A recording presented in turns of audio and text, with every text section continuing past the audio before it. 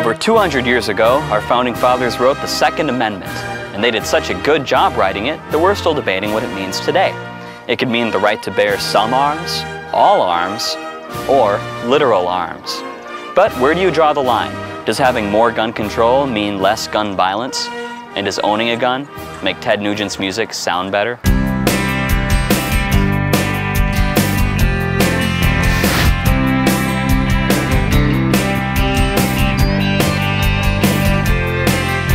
Do you support gun control? No, I don't. Why?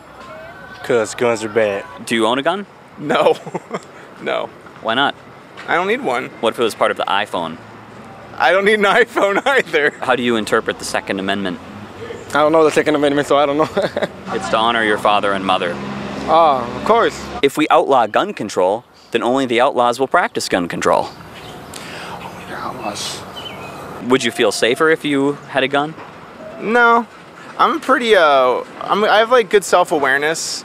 And If you had a smaller penis, would you buy a gun? Guys riding around in their cars talking about shoot him, shoot him, shoot him. We should get back at them. Me and you should drive down the street bumping the I Love You song from Barney. Maybe we should. we're focused so specifically on gun violence that we're like missing a lot of this other shit. And if people were just less aggressive in general. We could have a law banning guns if it came in hand with a law requiring hugs every day. Yes, you can't fire your gun until you hug someone. A sound policy.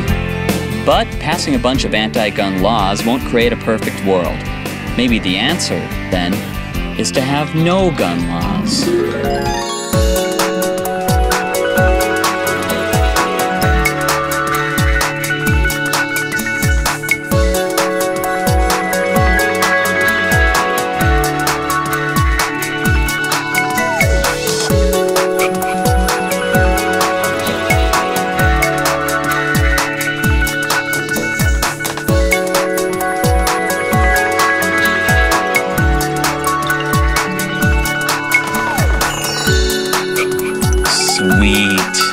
Richard Pearson is the executive director of the Illinois Rifle Association, an association supporting rifles in Illinois. We need guns for self-protection, for hunting, for recreation, and for national defense. The gun problems come when you prohibit something. It would be safer if the teachers had guns in the schools.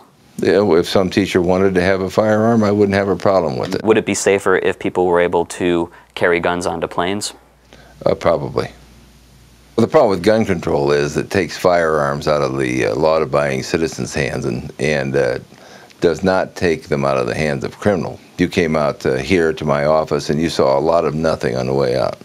Mm-hmm. It takes 25 or 30 minutes for the police to arrive here. So if you don't have a firearm to defend yourself, it's over. Good point. I mean, what if I was in the middle of nowhere one day and got into trouble?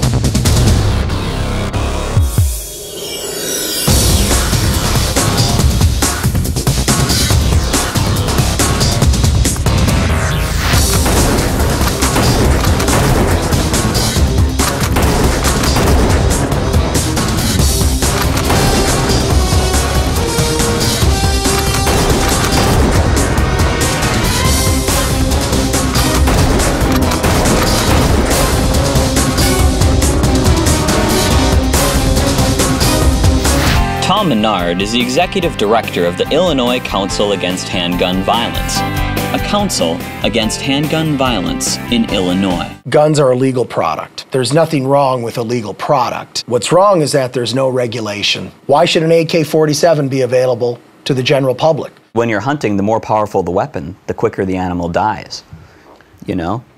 Well, I don't consider that really sport. But it evens the playing field. The deer has antlers, and you have an AK-47.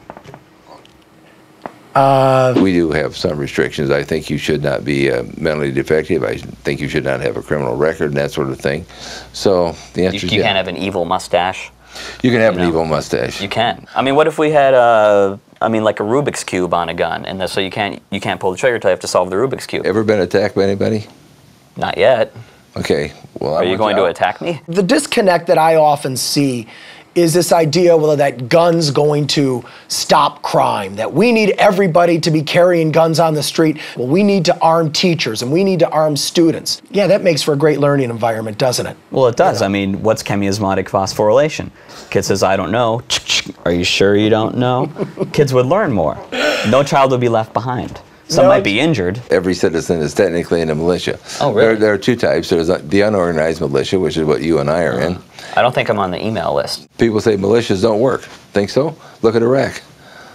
The Second Amendment is a collective right. The forefathers were living at a time that is, I mean, not even comparable to right now. They had no idea that we would have 9mm Glocks that had a standard 15-round clip. Yeah, they didn't have rap back then. They didn't have rap. Tom Bernard gave me this. It's like a essay, poetry, and art contest that kids did. I think that when you use children in political arguments, that you're being deceitful. Save a life by not using a gun.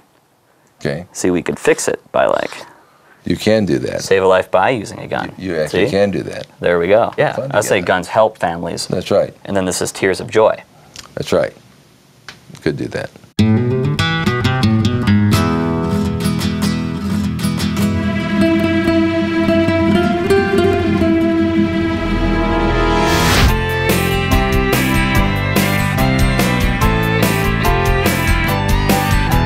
It'd be sweet if you're at the airport and you walk through the thing and it beeps. And they're like, oh, he doesn't have a gun.